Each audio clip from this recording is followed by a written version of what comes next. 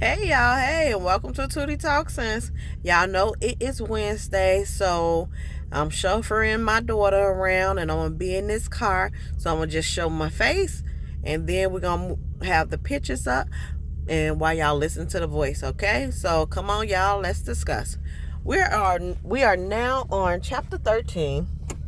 Chapter 13 of Jada Pinkett Smith book, Worthy. Chapter 13 is titled The Reluctant Bride. Let me cut that off. Will and Jada was dating, but keeping it secret. Will's sister told his grandma, Gigi, that he was dating Jada. So Will, excuse me for y'all hearing this paper flip. So, so Will, okay.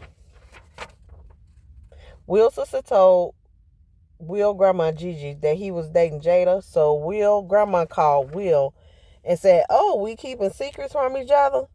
So Will then arranged to fly his grandma to California so he can properly introduce his family to Jada.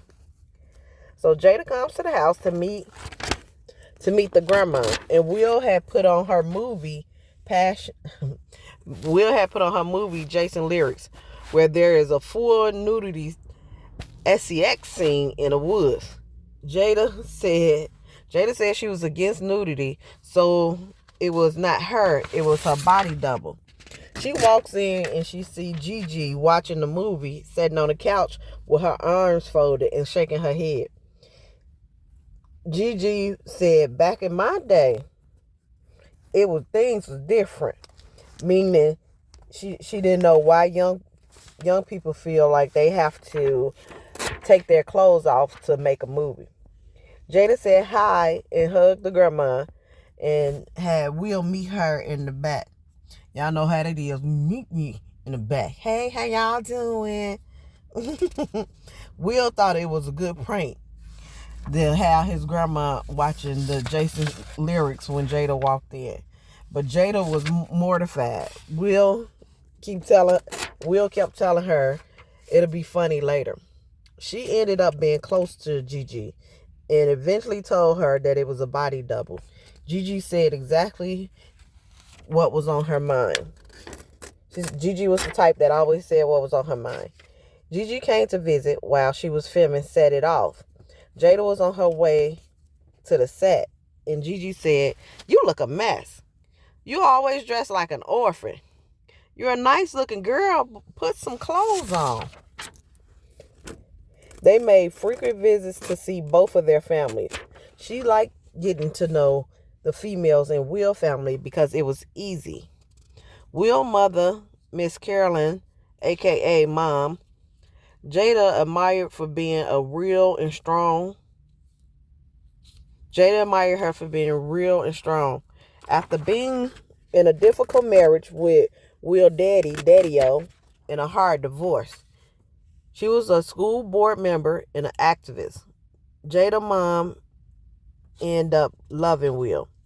Timing was not perfect because Will hadn't emotionally dealt with the loss of a marriage, and Jada hadn't dealt with her mental health, plus dealing with a lot of loss at once. You remember the last chapter was unmourned loss, and that's what she talked about, losing Eazy-E, Maxine, and Tupac.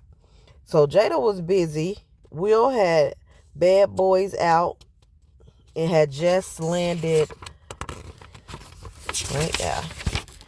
Oh, Will had Bad Boy out and had just landed Independence Day, but always made time for Jada. Will proved she can count on him. He was her safe space, and they had an undeniable chemistry, which to me, y'all, mean they was always getting it on, okay? And bone chicka wow wow. So Will had a way to keep her lighten. Will had a way to lighten her up because she had a Virgo mind, which was very serious, and Will is a Libra that balanced it with being playful and silly all the time. Will had humor and was smart. He liked to learn, which kept them in intellectual conversations that Jada found hot. She said she found that sexy. He stimulated her man, y'all. So they would stay up late having intellectual conversations. To me, this reminded me of the same thing she said about Pac. Like, it was his man spark, them standing up, having conversation, talking about her and Pac used to always talk about civil rights. But she said they would read Will and Jada would read the same books so they could debate about them. She said there was no one on this planet that could offer my mind a better conversation than Will. And I said,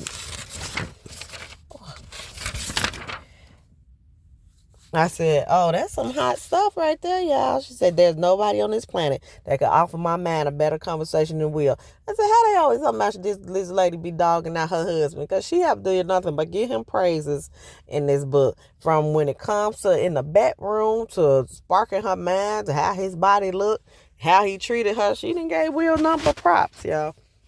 But their friendship was at the center of their relationship. One day, Caesar, the dog whisperer, she had talked about him before in previous chapters. So Caesar came over with his pack so Jada could take her pack with him on a hike. They was going down the hill. She ended up twisting her ankle. She couldn't get up, but Caesar had already went ahead with the dog, so he didn't see that she had fell. So she ended up rolling on her stomach to get back on the main path until Caesar came, who helped her to her car. When she got back to Will's house and took off her boot, her ankle was twice the size and it was purple. She asked Will to look at it because she thinks she might need to go to the doctor. He looked and said, "You'll be all right." The next morning, say, "Hey, that's man. You good, you straight, but let them sneeze." But anyway, the next morning it was worse, but Will couldn't take her because he had previous engagement. So she called Dwayne and he took her to the doctor, where she found out her ankle was broke. She got a cast put on and was released. This made her realize that neither her or Will can see things for how serious they were, because they both was raised tough to suck it up. If you're not crying in pain, then you're all right. They was never taught to slow down and look when in pain. They was taught to ignore it, and ignoring hurt in yourself or loved ones could lead to far worse pain. And if you don't learn that lesson early, it's harder to learn it later. Her misstep was being invested in the image of strong and unbreakable, and Will liked that. Jada admits she was strong and fragile, but had no idea how to express the fragile part. How to say, "I need a hug." And I would say for me personally, I'm like that too. It's like if you present as, it ain't even that you present, that's just the personality. That's growing up rough. Growing up, I had a bunch of sisters and everything. That wasn't time for coddling. You get in there, you get them done. That's what we was raised, that attitude, the get them done attitude. So Will internalized a lot of what he went through in his divorce and always tried to be present for his son, Trey, who was a toddler when his parents separated. The first time Jada got to spend time with Trey, she wanted it to be exciting. So after thinking about where to go, she decided on a candy store. It wasn't just a regular candy store. It was a huge candy store, and they had candy from every era. She let Trey eat some candy in the store, so by the time they made it back home, Trey was bouncing off the walls. She called her mom because her mom's a nurse, asked her what to do because she never seen anything like that before. He was jumping off couches and everything. And I know she was in there like, this little demon child. Yeah, baby, especially when you ain't got no kids. Because first, when I didn't have kids, I used to look at energetic kids like, what is wrong with them? And at this point, Jada didn't have no kids. She just then took this boy, filled them up on candy. Now he won't sit down. And she like, what is going on? So anyway, her mom said get him a warm bath. But he just kept jumping. He was jumping in the tub, and the warm bath didn't even help. When Trey's mom called, Jada told her what was going on, and she just calmly told Jada, "You can't get him all that sugar. He's on a sugar high." It was a learning lesson for Jada, and she never did that again. But it was a bonding experience for Jada and Trey, and also for Will and Jada, because apparently Jada still had a lot to learn about raising kids. Jada just blurts out, "I'm pregnant." Her and Will is in a rented villa in Cabo, St. Lucas. It's late summer 1997, and she's 25 years old. So she ends up going back and, having a flashback to February or March. Her and Will was hitting their 2-year mark, and he was out of town working. Her and Will enjoyed drinking together, so she was back to drinking a lot. One day, she's hanging out with her friend at Will's house, and Will is always doing film promotions. So her and her friend drink one bottle together. Then her friend left, and Jada drinks a bottle by herself. She goes for the third bottle and realizes she's drinking by herself because she's bored and lonely. And she said, "Jada, you got a problem." And she stopped drinking cold turkey. She liked being sober, and the way her body felt when she stopped drinking, she realized that the birth control that she was on, which was the Depo shot, side effects was depression. So when she started having huge mood swings, she knew it was time to switch birth control. She wasn't getting a cycle, but her mom spent years as an OB nurse. And she warned her, "Jada, don't fuck around." and if you got a black mom, that's how it came out. Jada, as I tell my daughter, fuck around, get pregnant if you want to. So she said her mom was like, "Jada, don't fuck around."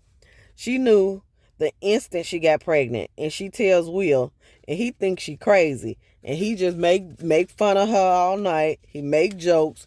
I mean, because if she was like, once they, did the bomb chicken wong wong, she was just like, she felt something different, and she was instantly like, "Will, I'm pregnant." And of course, with anybody that you go and instantly you like, "I'm pregnant," they gonna think you batshit. So Jada said, Will making fun of her all night. He called Dwayne and told Dwayne what happened. So him and Dwayne is making jokes about Jada. But she's devastated, and she cried all night long because she knew she was pregnant. Well, she felt like at that moment she was pregnant. 2 weeks later, she bought 10 pregnancy tests. Her friend Fawn comes over to Will's house. So Fawn takes 5 of the tests, and they all come back negative. And Jada takes 5 of the tests, and they all come back positive. So she drives over to the set of Men in Black with the 5 tests and show Will. And it's like us. We got to show you. See, I told you. That's what I'm assuming she said. That ain't what she said. But she said she take the test and she show Will. Will tell her it's going to be all right. And then she told her mother. And her mother told her she got to get married. Jada was filming the movie Return to Paradise and was having horrible morning sickness. Or what she called all-day sickness.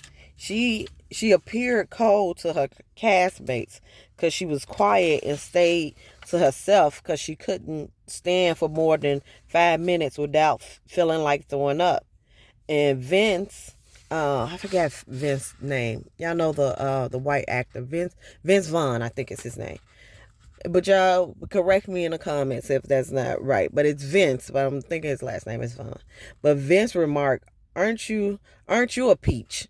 That's white people sarcasm. But she was like, but I don't blame him, because she felt stuck with getting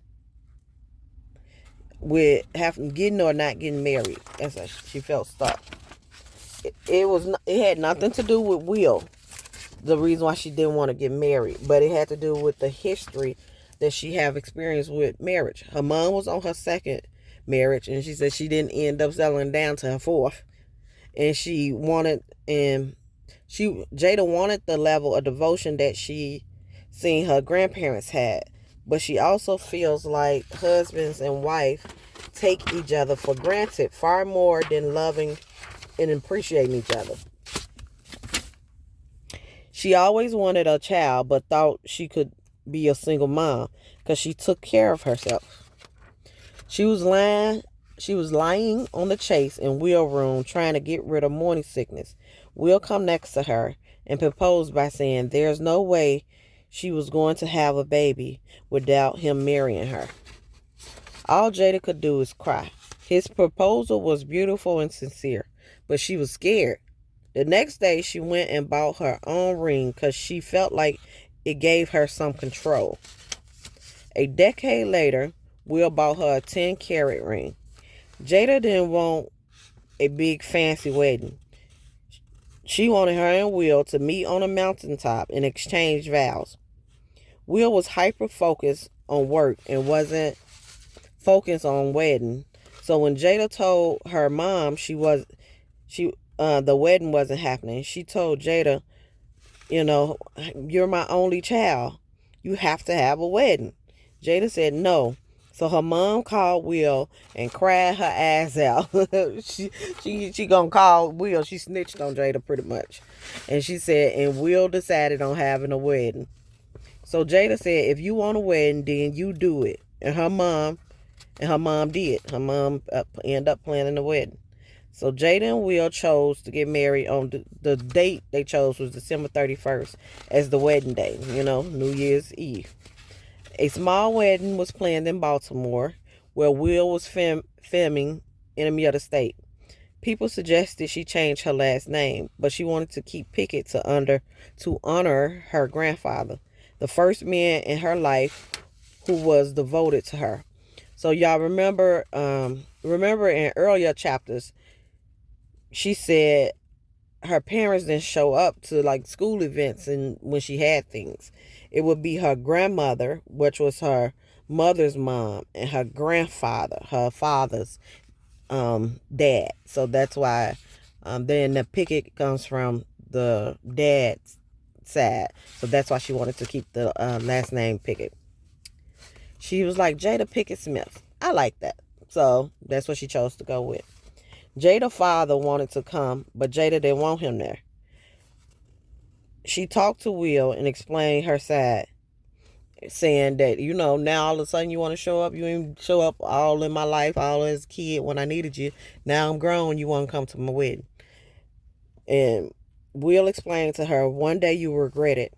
And she knew he was right. She was just upset that her two best friends, Tupac and Maxine, wouldn't be there. Because, mind you, they had passed. Maxine had unalived herself and Tupac had got, unalived from the Las Vegas shooting. So, in the backyard at her grandma's house, he tells Jada that his team is thinking he should get a prenup. She understood since his divorce, he was paying alimony, child support, and a big tax debt. He asked Jada what she think. Jada said, I think if you don't trust me and is thinking about our breakup before we even get married, then maybe we shouldn't get married. If we're going into this marriage with the possibility that a divorce can happen, then I don't think we should do this. And Will said nothing. So Jada continued on and said, I'm not going to start the end of the marriage in the beginning.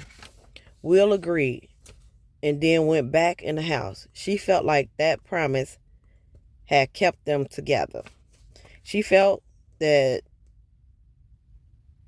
was their promise. She felt that was the promise to each other. And in the end, she got her mountainside wedding, and Will and her mom got the wedding they wanted. So everybody won. The wedding was really hood. She said the wedding was hood and she loved it. She cried down the aisles because she was happy and scared. As soon as she said, I do, something instantly changed. Will was her everything. She realized her responsibility to Trey was greater.